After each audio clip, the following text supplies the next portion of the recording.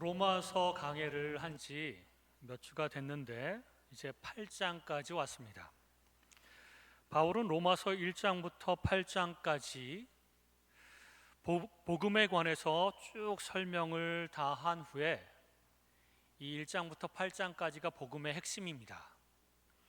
이 복음에 관해서 쭉 설명을 다 한 후에 오늘 본문 36절에 보면 내가 확신하노니 라는 강한 어조로 말을 맺습니다. 내가 확신하노니, 하나님의 사랑에 대해서, 구원에 대해서 내가 확신한다, 이렇게 말하고 있는 것이죠. 그리스도인들은 확신을 가지고 살아가야 합니다. 확신은 믿고 의심하지 않는 것입니다. 흔들리지 않는 것이죠. 다른 말로 말하면 강한 믿음이라고 할 수 있습니다. 세상 사람들은 로또를 맞출 확률이 0.0000001%로 낮아도 그 작은 가능성을 가지고 로또를 구입합니다. 또 로또뿐만 아니라 대학을 가든 사업을 하든 결혼을 하든 이렇게 내가 선택한 것들이 나를 행복해하고 만족시켜 줄 것이다 라고 하는 가능성을 가지고 시도를 합니다. 그러나 우리 그리스도인들은 낮은 가능성을 가지고 살아가는 사람들이 아니라 100%의 확신을 가지고 살아가는 사람들입니다. 흔들림 없이 살아간다는 것, 의심하지 않고 확신을 가지고 살아간다는 것은 매우 어려운 일입니다. 왜냐하면 마귀가 우리를 의심하도록 계속해서 흔들기 때문에 그렇습니다. 불안하도록 계속해서 어려움을 주고 공격하기 때문에 그렇습니다. 그래서 강한 확신, 믿음을 가지고 살아갈 때에도 그 믿음조차도 종종 흔들리고 힘들어할 때가 있습니다. 최근에 수요 예배 때에 그리스도인들이 가져야 할 매우 중요하고 기본적인 5가지 확신에 관해서 말씀을 나누고 있습니다. 이 5가지 중요하고 기본적인 확신은 구원의 확신, 그리고 기도 응답의 확신, 승리의 확신, 사죄의 확신, 인도의 확신입니다. 그런데 오늘 사도 바울이 로마서 8장을 마무리하면서 이 본문에서 이 확신들을 쭉 열거하면서 질문을 합니다. 이 부분에 대해서 오늘 말씀을 나누기를 원합니다. 첫 번째는 승리의 확신인데요, 31절에 보면 만일 하나님이 우리를 위하시면 누가 우리를 대적하리요? 이 말은 누구든 대적할 수 없다. 누구든 대적할 수 없다. 하나님이 사랑하시는 자를 누가 감히 대적하겠는가? 아무도 없다. 이렇게 말씀하고 있는 것입니다. 이 말은 사탄의 세력들이 우리를 아무리 무너뜨리려고 공격해도, 우리의 믿음을 흔들려고 해도 우리는 패배하지 않고 흔들림 없이 확신 가운데 살아갈 수 있다라고 말하는 것입니다. 이것이 바로 승리의 확신입니다. 여러분, 사사기에서 보면 기드온의 300 용사들의 이야기가 나옵니다. 미디안에 10만이 넘는 수없이 많은 병사들과 대적해야 되는 군사가, 이스라엘 군사가 겨우 300명밖에 없습니다. 더 많았지만 하나님께서 다 골라내고 300명만 고르라고 하셨습니다. 미디안 군대의 숫자나 훈련 상황이나 병기들과 비교하면 기드온의 군사들은 정말 보잘것없는 작은 힘에 불과합니다. 그런데 어느 날 미디안 군인 한 사람이 이스라엘을 공격하기 직전에 꿈을 꿉니다. 보리떡 한 덩어리, 보리떡이 동그랗게 생겼을지도 모르겠습니다. 이것이 대굴대굴 굴러서 미디안 진영으로 들어왔는데, 미디안 군대의 진영이 이 보리떡 한 덩어리 때문에 왕창 한순간에 무너져 내리는 꿈이었습니다. 이 꿈을 동료 군사들에게 이야기를 해주었더니 동료 군사들 중에서 한 사람이 이 보리떡 한 덩어리는 이스라엘 군대다. 그리고 이스라엘 군대가 우리 미디안 군대로 들어와서 우리가 패하려나 보다, 이렇게 해석을 해버렸습니다. 그 해석을 들은 주변의 많은 미디안 군사들이 그 말을 믿게 되고, 우리는 패배할 것이다, 우리는 패배할 것이다, 우리는 패배할 것이다, 우리는 끝장날 것이다, 우리는 죽을 것이다, 이런 패배의식으로 가득하게 되었죠. 그리고 실제로 그들은 싸우기도 전에 전의를 상실하고 결국에는 그 전투에서 패배하였습니다. 그러나 반대로 기드온의 300명의 용사들은 승리할 조건, 인간적인 조건은 갖추지 않았지만 그들은 하나님 때문에 우리는 승리할 것이다, 하나님 때문에, 전지전능하신 하나님이 우리 편에 계시기 때문에 우리는 승리할 것이다. 그래서 하나님께서 준비하라고 하시는 횃불이나 항아리나 이런 것들을 가지고 밤중에 가서 깨트리고 와 소리를 지른 것, 그거밖에 없었습니다. 그랬더니 미디안 군사들이 너무나도 놀라서 서로 혼란스럽게 되고 죽이고 서로 도망가기 바쁘고, 그러면서 하나님께서 승리를 주셨다는 것입니다. 패배를 확신하면 패배하게 되고 승리를 확신하면 승리하게 되는 것입니다. 그런데 이것이 내가 승리할 수 있어, 승리할 수 있어, 자기 최면이 아니라, 내가 대단해서가 아니라 하나님이 전지전능하심으로 하나님이 내 편에 계시면, 하나님이 우리를 위하시면 누가 감히 대적하겠는가 라는 것에 근거해서 우리가 확신을 갖는 것이죠. 그러므로 그 확신은 100% 확실한 것입니다. 그렇게 승리의 확신을 가지고 이 세상을 살아가시는 여러분이 되시기를 주님의 이름으로 축원합니다. 두 번째는 기도응답의 확신인데, 32절에 보면 자기 아들을 아끼지 아니하시고 우리 모든 사람을 위하여 내어주신 이가 어찌 그 아들과 함께 모든 것을 우리에게 주시지 아니하겠는가. 사도 바울이 이렇게 말하고 있습니다. 하나님이 이 세상에서 가장 소중하고 그 무엇과도 바꿀 수 없는 독생자 예수님을 포기하고 주셨습니다. 이렇게 엄청난 희생을 치르신 그의 사랑이 어떻게 변하겠습니까? 그리고 어찌 그 외에 다른 것들은 주시지 아니하겠습니까? 여러분, 오래전에 있었던 일이라고 합니다. 아들 5명인 어떤 기독교인 아버지가 있었다고 합니다. 그 아버지가 하루는 친구랑 만났는데 그 친구는 아들이 한 명도 없고 자식이 한 명도 없었다고 합니다. 열심히 자식을 기원하고 낳아보려고 했어도 사실은 자식이 한 명도 없었던 것이죠. 그래서 너무나도 힘들어하고 있었던 친구였습니다. 이 친구가 여러 가지 이야기를 하다가 이 아들 5명인 이 아버지에게 이렇게 이야기를 했다고 합니다. 자네는 아들이 5명이나 있으니 나에게 한 명만 주면 안 되겠나?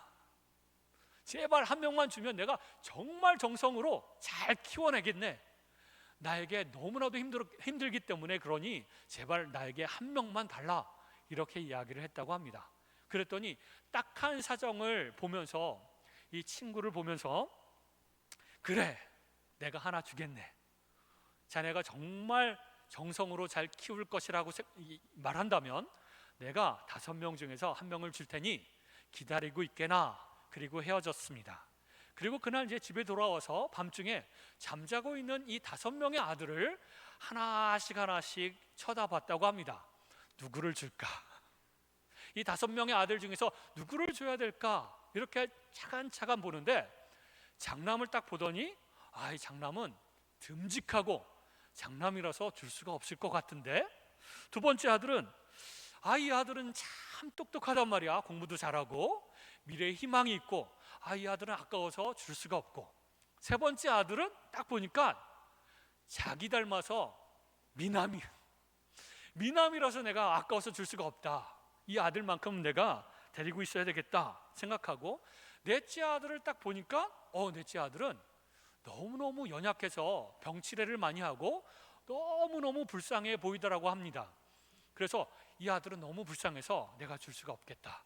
그리고 마지막으로 막내 아들을 딱 쳐다보니까 아직도 어린 아들인데, 초등학생 저학년의 어린 아들이라서 이 아들 막내이기도 하고 어리기도 하고, 이 아들을 줄 수가 없을 것 같은데, 이렇게 생각을 했다고 합니다. 그렇게 5명 아들 하나하나 차근차근 살펴보면서 내가 한 명도 줄 수 없구나, 내 친구가 딱한 사정이지만 미안하지만 내가 줄 수 없겠다, 이렇게 마음을 먹은 순간 뭐가 생각이 났냐면, 그런데 우리 하나님은 하나밖에 없는 그 아들을 어떻게 우리를 위해서 줄 수가 있었을까?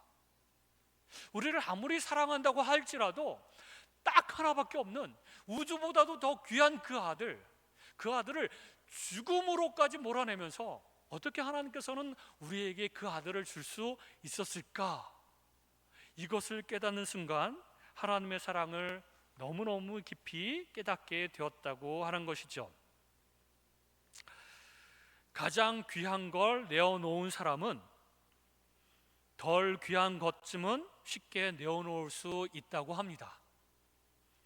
가장 나한테 소중하고 목숨처럼 생각하는 그 귀한 것을 내어주었을 때는 그것보다 덜 귀한 것들 이 정도쯤이야, 그러면서 내어줄 수 있다는 것입니다.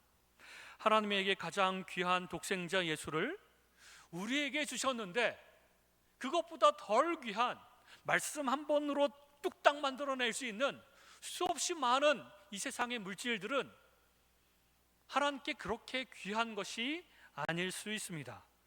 하나님께 우리가 필요한 모든 것들을 구한들 하나님께서 아깝다고 주시지 않겠습니까?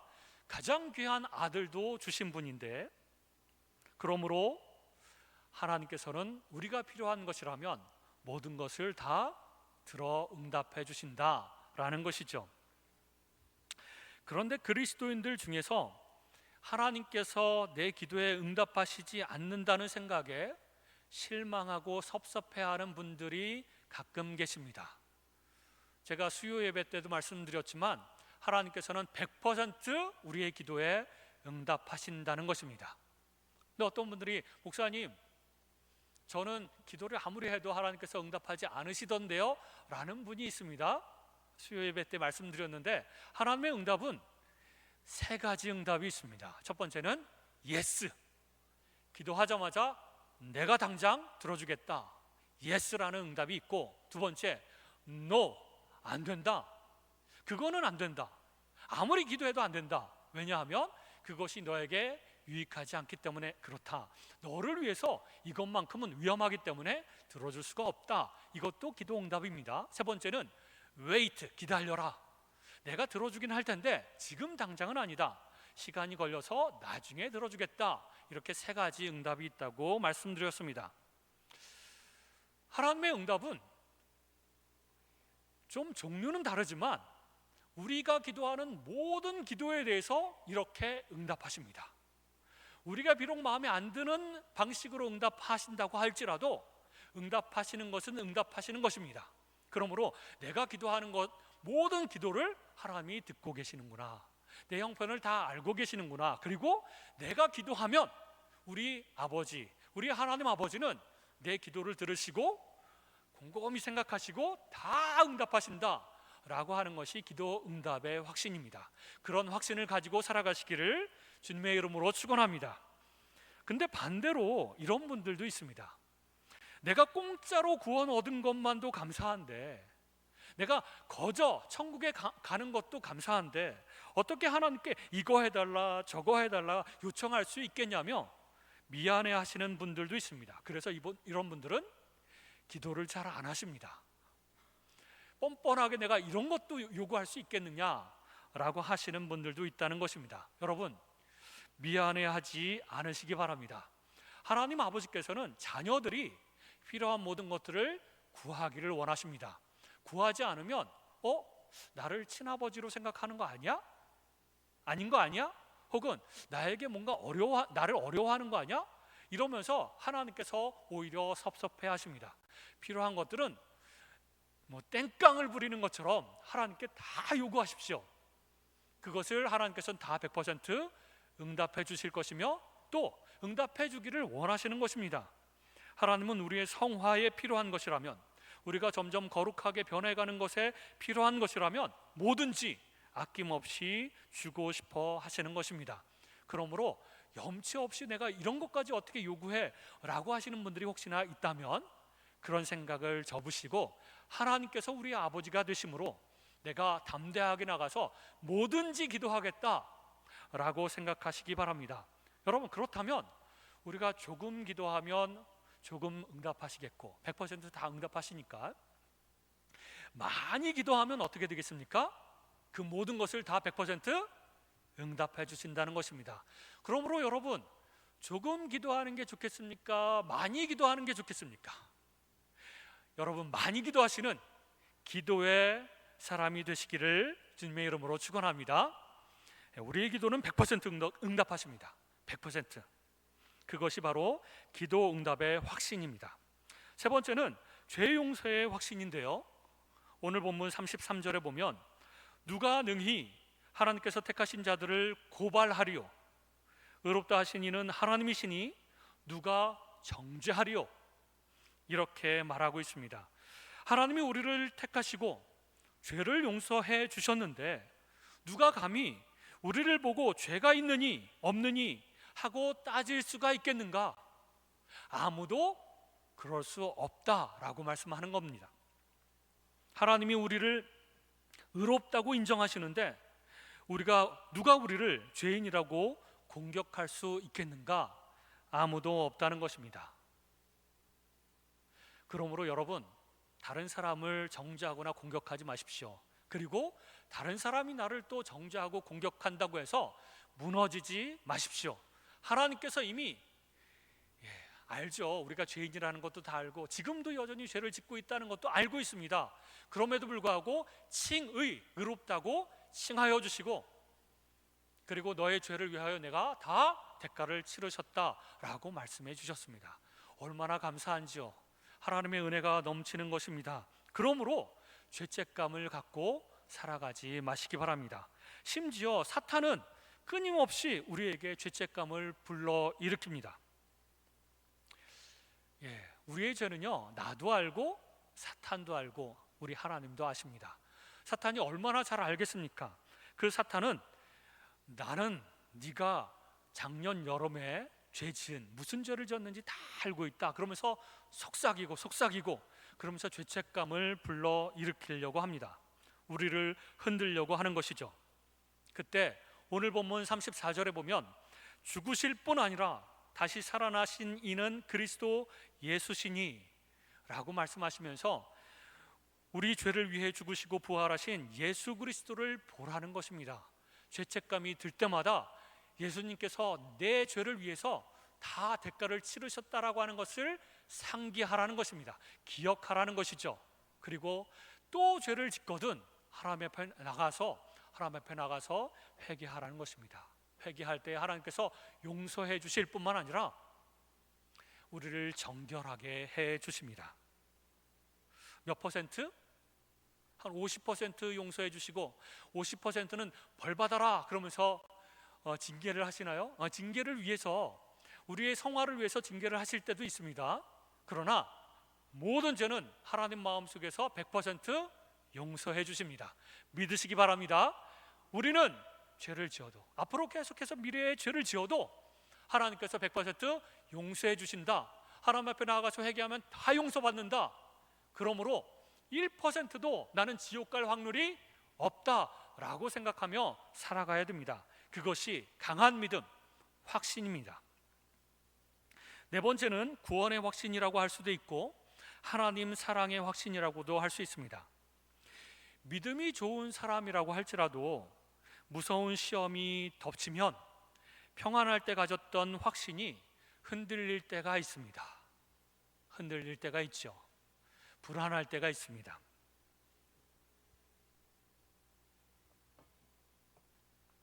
오늘 본문 35절에 보면 누가 우리를 그리스도의 사랑에서 끊으리요? 끊을 수 없다는 말씀이죠.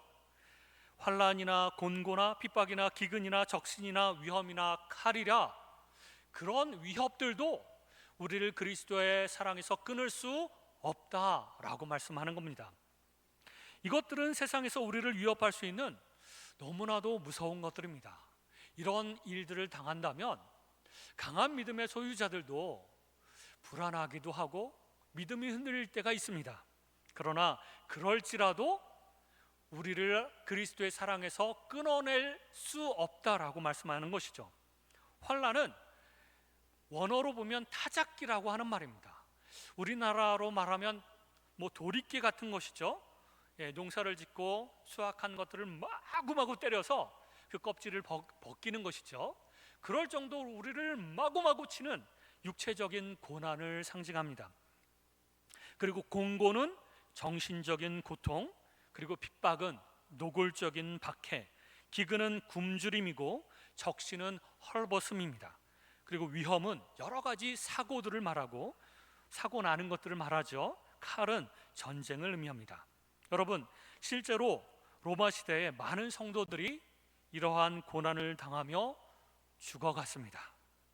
그럼에도 불구하고 그들은 구원의 확신 속에서 천국 소망을 가지고 신앙생활을 했습니다. 그런 위험들을 닥치고 고난을 당하고 심지어 죽음 앞에서도 그들은 확신이 흔들리지 않고 더욱더 열심히 기도하면서 구원의 확신, 하나님께서 나를 끝까지 사랑하신다, 이런 어려움이 와도 하나님이 나를 버리신 것이 아니다 라고 하는 확신 가운데 살아갔다는 것입니다. 여러분, 혹시 이런 박해와 어려움들 우리 삶에서 경험하는 분들이 계십니까? 오늘날? 이 정도는 아니지 않습니까, 여러분? 그럼에도 불구하고 어떤 조그마한 어려움이 닥쳐도 하나님이 나 사랑하지 않는 거 아니야? 나 버리신 거 아니야? 나 구원 못 받는 거 아니야? 이런 의심과 믿음이 흔들리는 그런 성도님들이 종종 있습니다. 그러나 이렇게까지 극단적인 어려움 가운데서도, 어려움이 닥쳐도 이런 것들은 우리를 그리스도의 사랑에서 끊을 수 없다. 몇 퍼센트? 100% 끊을 수 없다는 것입니다. 누구도 그 어떤 것도 우리를 그리스도의 사랑에서, 그리고 하나님의 사랑에서 끊을 수 없기 때문에 그렇습니다. 그러므로 우리는 흔들리지 말아야 됩니다. 강한 확신 가운데 살아가야 된다는 것이죠. 그리고 사도 바울은 37절에서 그러나 이 모든 일에 우리를 사랑하시는 이로 말미암아 우리가 넉넉히 이기느니라. 우리는 그런 어떤 일들이 닥쳐도, 그 누가 나를 핍박하고 넘어뜨리려고 해도 우리는 반드시 이기는데, 우리를 사랑하시는 예수님 때문에 우리가 반드시 승리할 것이다, 극복할 것이다, 이기고 또 이긴다 라고 말씀하는 것입니다. 여러분, 그 초대교회 시대에는 핍박이 너무나도 많았죠. 이런 일이 있었습니다. 로마 황제가 모든 공무원들과, 로마 제국에 있는 모든 공무원들과 군인들은 이교 신전에서 제사를 드려야 된다라고 하는 칙령을 발표했습니다. 그런데 로마 12사단에서 이런 일이 일어났습니다. 그 로마 12사단의 대장이 모든 군인들에게 이 칙령을 말하면서 내일 아침에 모든 사람들은 다 나와서 그 이방신에게 절해야 된다, 제사를 함께 드려야 된다라고 선포했습니다.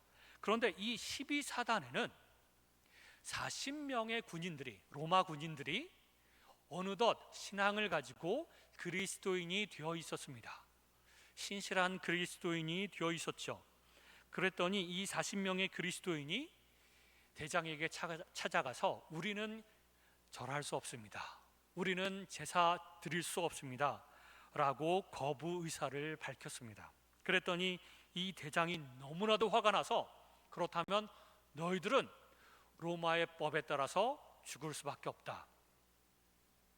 그리고 나서 어떻게 죽이려고 했냐면, 그때가 정말 추운 겨울이었는데 그 근처에 있는 호수에 데려가서 얼음을 깨고 그 얼음 속에 이 군인들로 하여금 들어가게 했습니다. 그냥 들어간 것이 아니라 옷을 다 벗기고, 너희들이 진짜 거부하지 않는다면 저렇게 죽음을 당할 것이다. 그리고 들어가라고 했습니다. 그리고 그 사람들을 다 40명 일렬로 서게 만들었습니다. 그리고 또 한쪽에는 큰 대형 목욕탕 같은 것들을 만들어 놓고 따뜻한 그런 물을 만들어 놓고 또 맛난 음식들을 다 진열해 놓고 너희들 중에서 예수를 부인하고 신앙을 버리고 이교신전에 절하겠다라고 결심했으면 당장 나와도 된다. 당장. 그리고 따뜻한 목욕탕에서 목욕을 하고 맛난 음식을 먹고 그렇게 내가 너희를 특별하게 대우해 주겠다. 그런데 이들이 그것을 다 거부하고 찬양을 시작했습니다. 죽어가면서 덜덜덜덜 떨리는 그런 마음으로, 그런 몸으로 찬양을 하기 시작했습니다. 잘 나오지도 않는 그 찬양을 큰 소리로 부르기 시작을 했습니다. 한 명도 거부하지 않겠다, 배교하지 않겠다, 그러면서 찬양을 시작했습니다.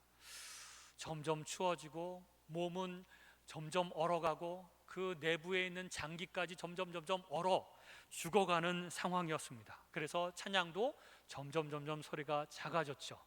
그 순간 죽어가던 40명 군인 중 한 명이 벌떡 일어나더니 뛰쳐서 그 호숫가에서 나왔습니다.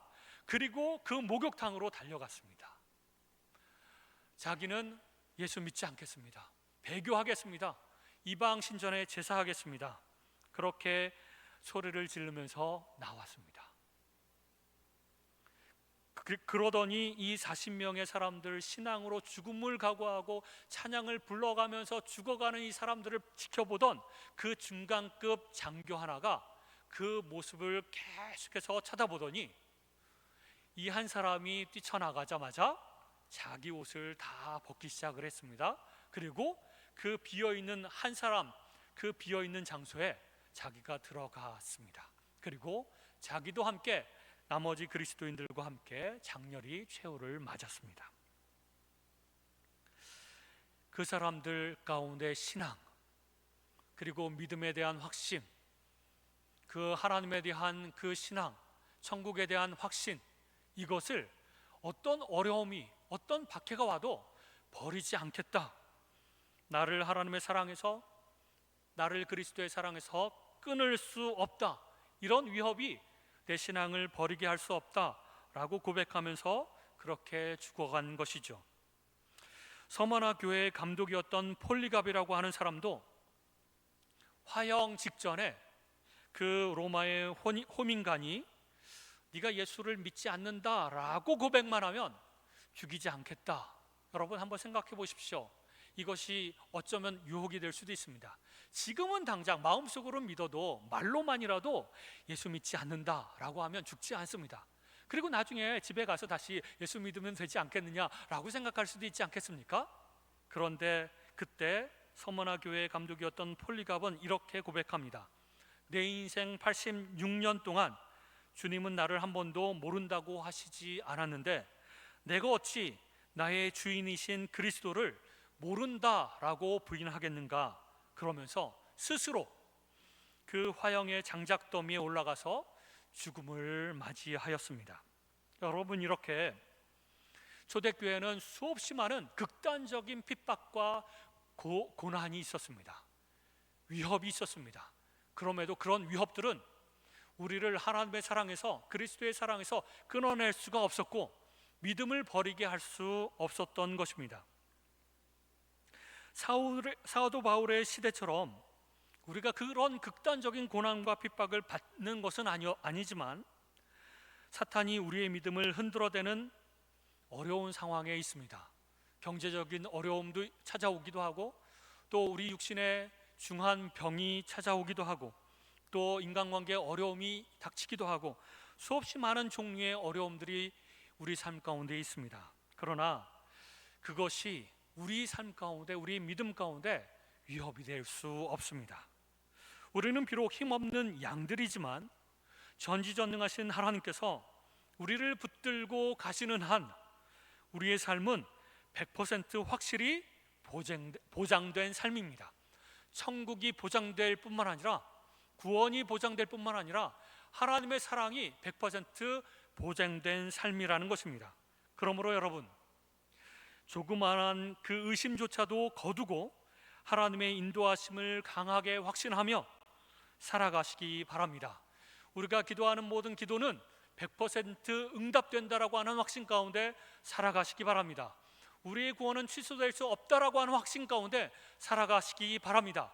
우리는 사탄이 아무리 흔들려고 한다 할지라도 우리는 흔들릴 수 없는 승리의 확신 가운데 살아가시기 바랍니다.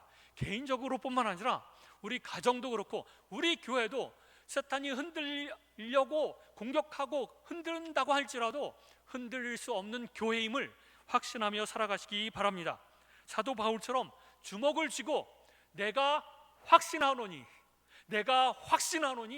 나는 확신한다, 100% 확신한다, 99%도 아니고 100% 확신한다 라는 확신 가운데 살아가시기 바랍니다. 하나님의 사랑에 근거하여 예수 그리스도 안에서 믿음으로 100% 확신하며 살아가는 저와 여러분이 되시기를 주님의 이름으로 축원합니다. 기도하겠습니다.